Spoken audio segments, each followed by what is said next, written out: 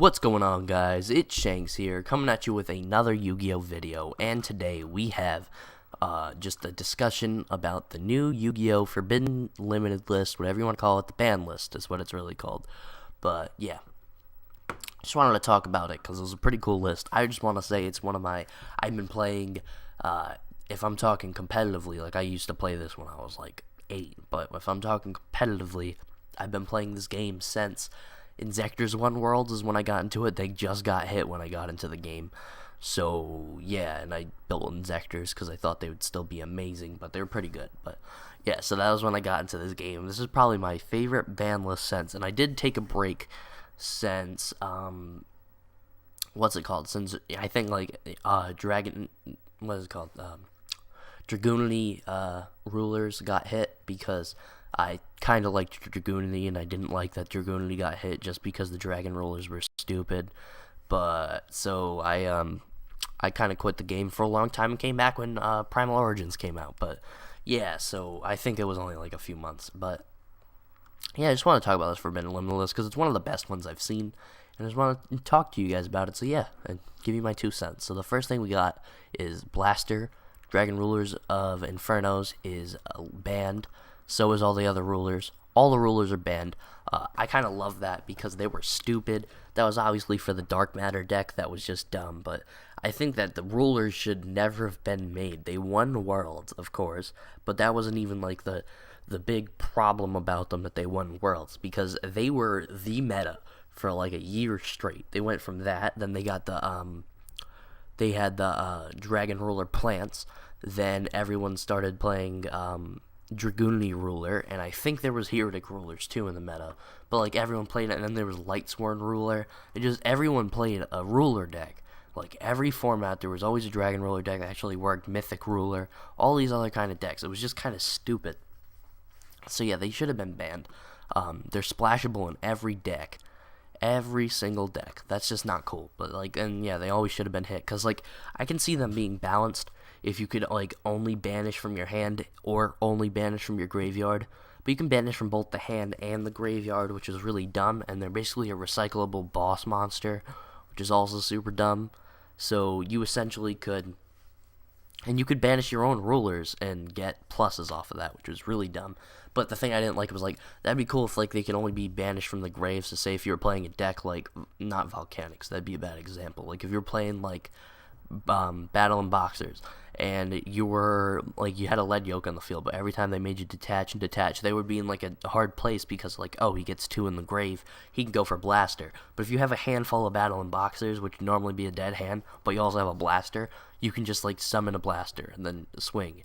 At the end of the turn, it's your opponent's turn. Then it'll go back to your hand, summon another Blaster, which would just be stupid. Or if it was only banished from the hand, you'd kind of go minus from summoning them, so they wouldn't be too good. But yeah, I just think they're stupid cards, and they shouldn't really have been made, like, ever. Like, I used to love the rulers, like, just a splash and deck, but now I kind of hate them. So yeah, that's why I think they should have gotten banned, and they have. Next up, we got Snatch Steal. I didn't put this on. I didn't put the Dragon Rulers on my prediction list either. I didn't put this on my prediction list. Snatch Steal kind of deserves it. It's a little bit of like a loopy card. Like you kind of like, you can just take your opponent's card.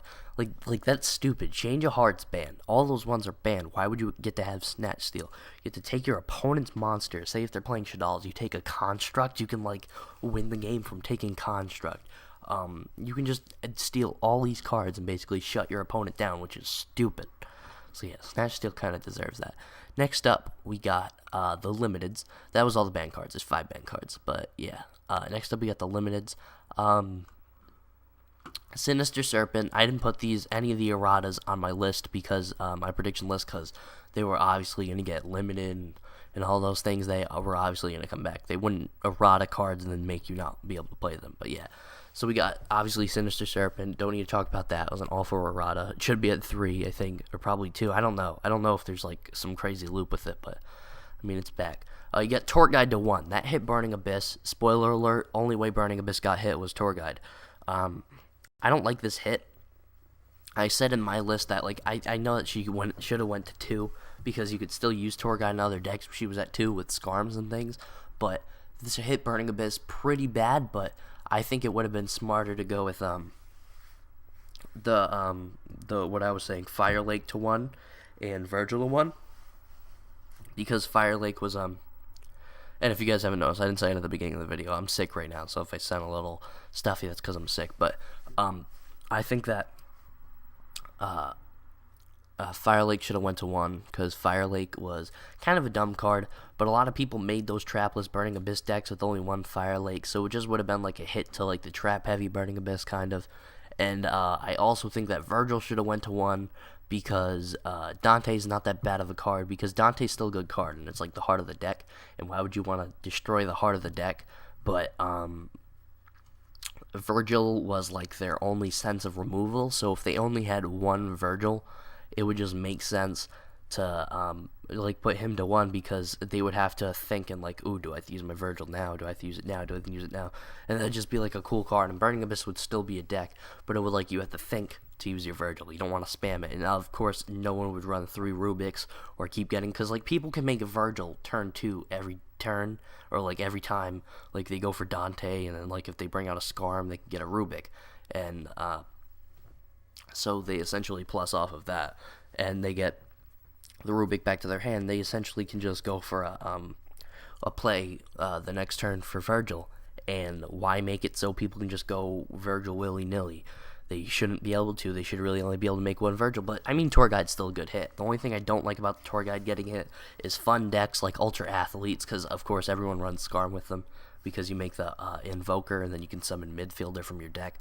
That's pretty cool, but it kind of stops them, but now because it's at 1. But yeah, I mean, it's just kind of an annoying hit. I don't think that should have happened. I think it should have went to 2, because it'd still be usable. But yeah, Tour Guide to 1, and you got Dragon Ravine to 1. This deserved it. It was forbidden. We need Dragon Ravine to 1, because there's no Dragon Rulers. There's none of that stuff anymore, so you can't really spam the crap out of this card. Dragoonides can use it. I honestly think it could have went back to 3 with no Rulers, because Dragoonides aren't that good of a deck. Even with the Dragoonide Spirit Destiny, they're not that good of a deck. Making level 8 every turn is not that scary these days. But, I mean, it could have went to 2, could have went to 3, I don't care. Dragon Ravine at 1, I guess it's kind of cool. You can go back to play Dragoonides again. I might. I think that you would obviously, like, you only need you have the 1. You really only needed 1, because you can do stupid stuff. Like, you could Zephyros and do it again, or you could play the 1 Dragon Ravine and then play another one over it, which was kind of dumb.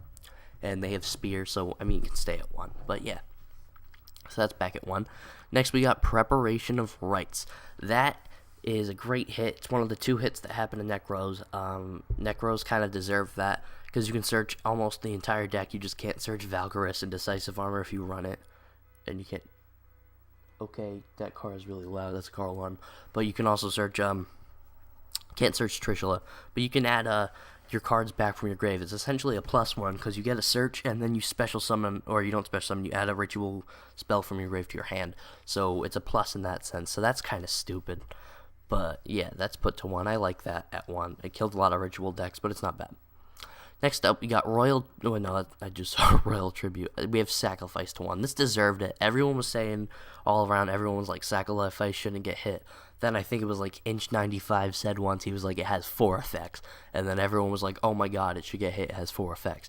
I mean, it always needed to get hit. I always thought it was just a stupid card in general. Like, it wouldn't be broken if they couldn't get a search. Like, all the other effects aren't too big. Like, sure, they can sit on the monster that can't be destroyed by battle. It's a 21 beat stick, plus vanities, they basically win. Like, you can't really do much, but, I mean, just, you get the, what's it called? Getting the search is, like, stupid. That's why I thought this should have been banned. It's just a dumb card in general, but yeah, it's put to 1, that's fine. Cleafort's got hit pretty bad, you'll see later, but yeah, get that at 1. Symbol of Heritage is to 1. I'll talk about that in a minute, because there's a card that went to 3, so you can't really run the Symbol of Heritage. And other people are saying, and I kind of agree with this, that stupid note in the FTK thing that people are talking about, you can't really FTK when you don't have Symbol of Heritage, you only have it at 1, so yeah, that kind of deserves it. That's whatever. That was a loopy card anyways, like, you use it for loops anyways, so it's not that big of a deal for that being hit. No one really uses it too much except for those stupid decks anyways, so it's fine at 1. Next up, we got Temple of King, got a Rotted. It was obvious. Crush card, got a Rotted. Exchange the Spirit, got eroded. And alright, Ring Instruction, got eroded. But now we got Skill Drain to 1. Killed Cleaforts. They essentially didn't. They're not dead. They're still a pretty good deck. But it hurt Cleaforts pretty bad. Like, they can't just play a monster and then flip Skill Drain, just play a bunch of monsters and have humongous beat sticks. They can't do it anymore. So Skill Drain got put to 1. I always thought this was an unhealthy card. Sure, it was a floodgate, but it was a floodgate that one of the best meta decks utilized better than any other deck. And since Skill Drain's at 1, Yang Zings aren't going to be a humongous problem coming up, because everyone was like thinking like if Cleaforts get hit and Necros get hit and all these other decks get hit, Yang Zing's going to come out of nowhere. But Yang Zing not going to be that scary if they only have 1 Skill Drain. They kind of benefited off of that because they can just sit there with their monsters and float and negate everything you do. But yeah, Skill Drain to 1, I'm kind of happy about that. It also hurt my Yosenjus, and as you guys saw my duel, and I might put up a deck profile of that, but it would be a January 1st deck profile. But I love me some Yosenjus, that's my deck. But yeah, so Skill Drain to 1 kind of needed to happen. Stopped my Yosenjus, but it stopped a whole bunch of decks. It was just a stupid card. But yeah, and to 1 we got Vanity's Emptiness. I have a little bit of a problem with this hit, besides the fact that I have my Yosenjus. But a lot of Yosenjus don't even really run. I've seen people that don't run Vanities, and they with their Yosenjus, and they still top regionals and things, so that's not a big deal. I can take 2 out. But Vanity's Emptiness kind of needed to go to 1, because I said this before, I think in a comment on, I think Team APS's video or something, but I said that Vanity's kind of deserved it, because some people say it's a really healthy card. It is healthy to some degree because it helps beat the meta with rogue decks, but at the same time, every single meta deck ran Vanity's Emptiness, because you can make a big monster like a Dark Law or something and just sit on that monster, and they can't special summon, and that's just dumb. They can't special summon while you have a Dark Law out. They try to search. You can banish a card from their hand, banish all monsters that go to the graveyard. You can just basically set up a board, and they can't get over it. And it was also, Vanity's Emptiness was stupid in Cleaforts. They can use that card like crazy, because none of their cards go to the graveyard. They go to the extra deck. So your opponent essentially can't special summon, plus sacrifice. Your monster can't even be destroyed by battle. So you got a 21 beat stick that's not going anywhere, and they basically can't do anything. It was a healthy card. If only rogue decks can use it, but meta decks can use it too. So it was just kind of stupid. But yeah, I'm happy that's at 1. Next up, to 2. These are all the to 2, the semi-limiteds. We got 5 cards. We got Cleafort Scout right off the bat. I saw that coming from a mile away. I thought it was going to 1. I thought Cleafort should be dead. I thought that deck was stupid, but they're still going to be a deck going into it. They're still alright, but they're not that good. They got their 1 Cleafort, their 2 Cleafort Scouts, so they're probably only going to run, people are still going to run 3 Summoner's Art, but they're going to find dead draws with that, but because Cleaforts can brick sometimes. But if you open up Scout, you essentially win, but having 1 less Scout, it's going to be harder to open it up. So yeah, Scout to 2, that's pretty awesome. Next up, we got Necros of Brionac. This card, I said in my video, I said if they don't hit any of the Necros stuff, they're gonna hit Brionac. If they're gonna if they're actually gonna hit a Necros card, they're gonna hit Brionac. And look at Brionac now; he's at 2. That's a pretty big hit. They lose a search basically from their deck, but the Necros didn't lose a lot. You just have to take out the Snatch Steal. 1 of your Brionacs and 2 of your Preparational Rites, and find cards that fit in. I think they ran Vanities, I'm not sure, but just find cards that fit in. There's obviously some good cards you can already run, but yeah. Brionac 2, pretty good hit. Necros are still going to be the best deck of the format, but yeah. Got hit. Next up, you got Legendary, the 6 Samurai Shien. Not that big of a deal. 6 Sams aren't doing anything. They won't do anything. Sure, they have 4 Rotas, 4 Smoke Signals. They can make a Shien first turn. They can make a second one. No one really cares. They're not that good, so I'm not even really going to talk about that. To 2. Charge of Light Brigade to 2. Rulers are gone, so Charge of Light Brigade can stay at 2. Can go to 3. In all honesty, Lightsworn can really just make the Judgment Dragon and the Synchro now. They can't really do much.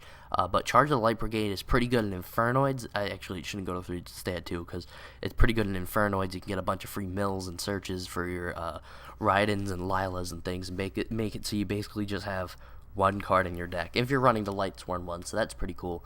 It also helps Chaos Dragons. That's also cool. So yeah, I like it at 2. That's pretty cool. Pretty cool card to put up. And next up we got Sword of the Seven Stars, Sacred Sword of the Seven Stars. That's that card that the Dragon Rollers abuse, where you draw 2 cards and banish a level 7 from your hand. It can be at 2 because the rulers are gone. So yeah, that's pretty awesome. I don't mind that. More draw powers. Maybe Mermails can run it. That's whatever. But now cards to 3.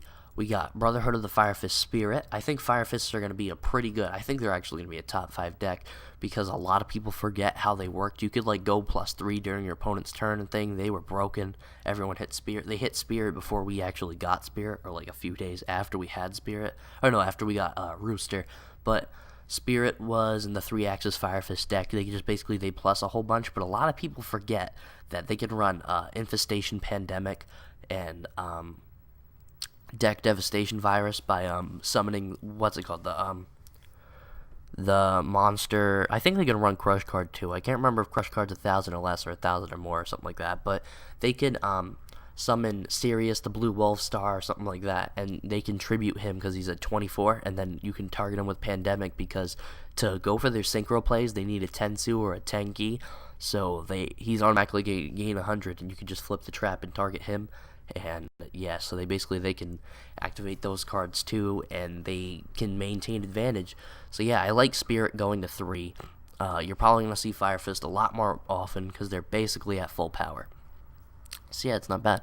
And then next up, you got the baby dragons in general. You got Burner, you got Lightning, Reactant, and Stream. All the baby dragons can come back because they only target the big rulers, and they're gone, the big rulers. So yeah, that's just pretty cool. I don't mind that at all.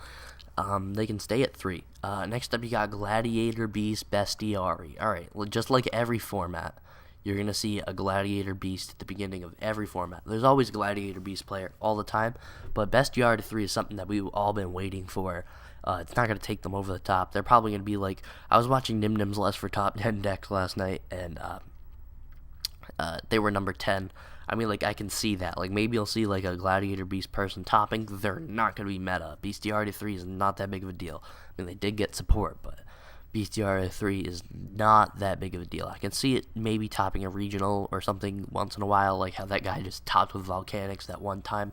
But, I mean, Bestiarity 3, not that big of a deal, but it's pretty cool. Next up, we got Gores to 3. Also not that big of a deal. No one really runs Gores anyways, and you're never going to have there's never going to be a time where you play 3 Gores in the same duel, so it doesn't really matter that it's at 3, you'll just draw it more. So that's whatever, don't really need to talk about that, it's Gores. Who really cares about that? Next we got Lone Fire to 3, and that's why I said that you can't, why they put Symbol of Heritage to 1, because you could loop your Lone Fires by, summoning a Lone Fire, go for a Lone Fire, and then go for another Lone Fire, and then tribute that Lone Fire and summon like any plant from your deck, and then you can play Symbol of Heritage and get another Lone Fire back and tribute that for another monster. You just go for like crazy plays and OTKs with Symbol of Heritage. So it's really only a 2-card combo if you think about it. So Lone Fire went to 3. They had to put that Symbol of Heritage to 1, but that's whatever. I like Lone Fire at 3. It helps Sylvans out a little bit, but it helps those new Aero Mage cards coming out. I love those Aero Mage. I've been testing them out in Dev Pro. They're super fun. But yeah, Lone Fire to 3, pretty cool. And then last 2 cards, we got Goyo to 3. Everyone's only been summoning 1 if they actually even play this card, so who really cares that Goyo's at 3. And Hieratic Seal of Convocation, because Dragon Rulers are banned, and Dark Matter is not really a deck anymore. You can only run the Heretic Dark Matters. I mean, like, there's still fun Heretic decks you can play, like my brother. He doesn't really play Yu-Gi-Oh! Much anymore, but he used to play Heretic Blue Eyes, and that can also make Dark Matter pretty easily. But Dark Matter is like, when you're playing the Heretic build, if you don't have the rulers, there isn't really cards that you can discard from your deck with Heretics except for the vanilla, so you don't draw them. But that's really it. So Convocation can be at 3 because Heretics are just back at their full power, but they weren't really that scary in the first place without the rulers, so that can stay at 3. That's been bouncing 2 to 3, 2 to 3 anyway, so it's not really a big deal. But yeah, that was the new ban list, April 1st. For the April 1st ban list, I mean, it's not effective for right now because the 22nd is not effective for like 9 days. But yeah, Thanks for watching. Like, comment, subscribe. Let me know in the comments if there were cards that you think should have gotten a hit, should have been unbanned, all those things. Just, yeah, let me know in the comments. Like, comment, subscribe, share, because sharing means caring. And that was the video. This is Shanks. Thanks for watching. And this is Shanks, and I'm out. Peace.